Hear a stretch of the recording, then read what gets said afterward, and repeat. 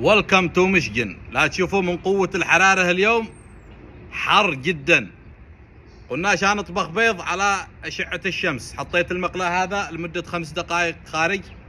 قلنا نجرب دحين وش ينجح او لا. انا بسم الله.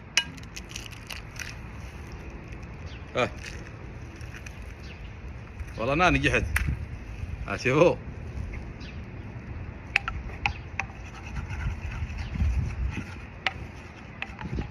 لا تشوفوش على حوم يا حوم برد.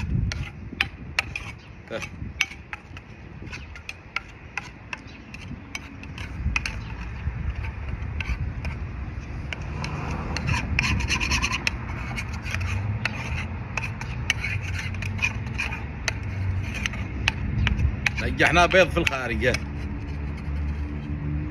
شوفوه ناجح. لا تشوفوا كيف لصيها.